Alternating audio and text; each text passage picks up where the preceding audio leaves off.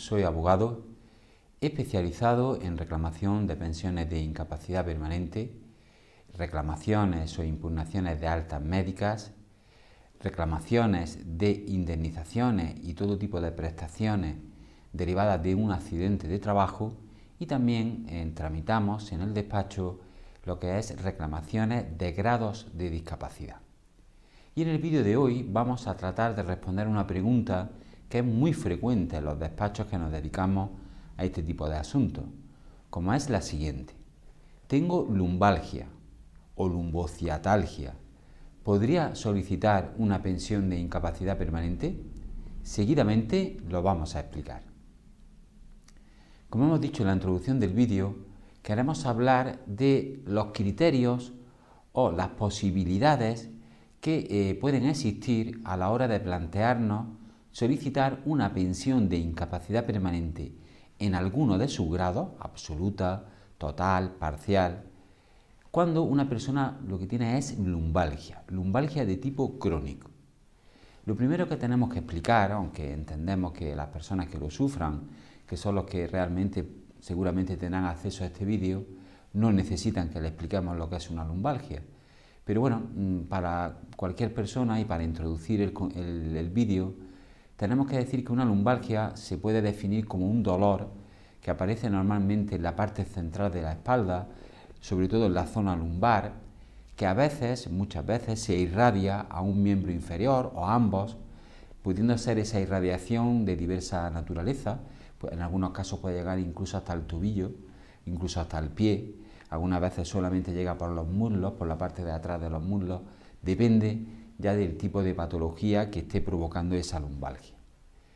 La limitación más importante, lógicamente, es el dolor de tipo lumbar, el dolor irradiado, que puede provocar muchas sintomatologías, no solo ya el propio dolor y la limitación de movilidad que provoca, sino también esa extensión por alguna de las piernas o por las dos, que también puede provocar parestesia o adormecimiento de los miembros inferiores.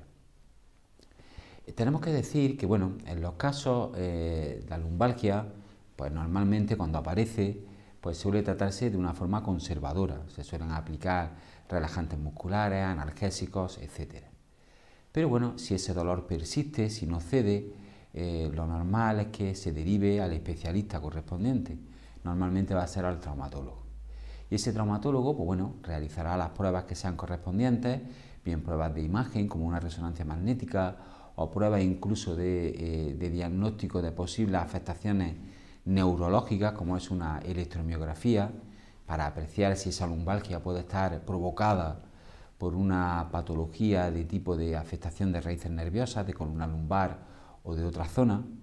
Entonces, claro, dependiendo de las pruebas y del diagnóstico que se realice por el correspondiente especialista, se podrá decidir médicamente, por supuesto, si se tiene que realizar una intervención quirúrgica para paliar o para intentar paliar esa patología, como puede ser, por ejemplo, una artrodesis o una descompresión nerviosa.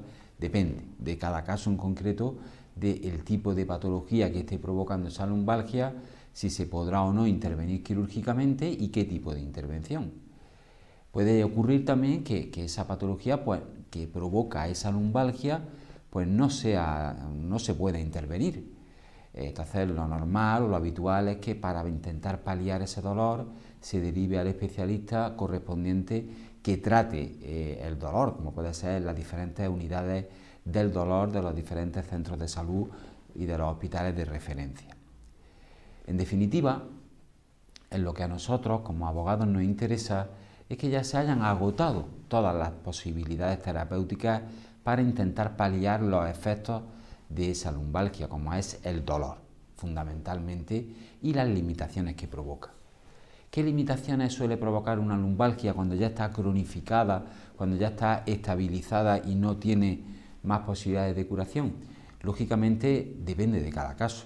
Habrá casos más graves donde incide en la capacidad de la movilidad de la columna lumbar, en la capacidad de flexoextensión de esa columna, en la posibilidad de mantener o no bipedestaciones largas o cortas, es decir, estar de pie mucho tiempo durante un periodo largo de tiempo o poco, Las deambulaciones igualmente pueden también estar limitadas por ese dolor, por esa lumbalgia. En definitiva, se suele afectar tanto la capacidad de carga, carga física, manejo de carga, deambulación, tanto dinámica como estática, y también lo que es lógicamente la flexoextensión, como hemos dicho antes, de esa columna, sobre todo con carga. También es muy relevante, y sobre todo para actividades que conllevan poco esfuerzo, como es la sedestación prolongada. Una persona con este tipo de patología puede estar limitada para estar sentada durante mucho tiempo y para mantener posturas forzadas o mantenidas. Pues bien, en definitiva, sin pretensiones médicas de ningún tipo, de esto estamos hablando cuando hablamos de lumbalgia o crónica, o ya una lumbalgia que está estabilizada y que no, en principio, no admite un proceso de curación o mejoría de esa patología. ¿Podríamos, si tenemos este tipo de lumbalgia, solicitar una incapacidad permanente? Pues depende, lógicamente, de cada caso. Lo primero que tenemos que analizar como abogados es la documentación médica del interesado, fundamentalmente del especialista que ha tratado esa lumbalgia, para primero tener claro que es una patología que es crónica, que no admite más proceso curativo, y en segundo lugar para identificar cuál es la causa de esa lumbalgia.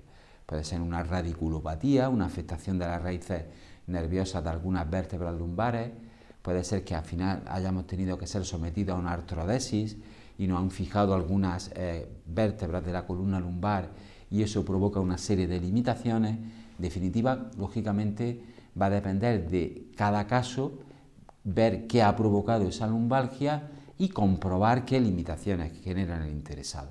Eso es básico.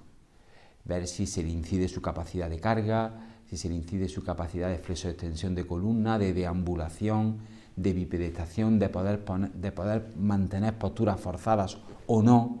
Depende de cada caso el describir o intentar encajar el padecimiento de cada persona y sus limitaciones en todos estos conceptos. Siguiente paso, lógicamente, es valorar el puesto de trabajo del interesado desde el punto de vista de los requerimientos que son necesarios para desarrollar el trabajo y relacionándolos estrechamente con las limitaciones que hemos descrito anteriormente. Por ejemplo, en un trabajo donde es de tipo sedentario, un trabajo de tipo administrativo, por ejemplo, hay que ver si esa persona que tiene que estar sentada mucho tiempo puede o no mantener esa postura, puede o no mantener esa actividad. Y para ello tendremos que ver si en los documentos médicos que se nos han facilitado, dependiendo de la patología que provoca esa lumbalgia, pues existe una contraindicación médica a la sedestación prolongada.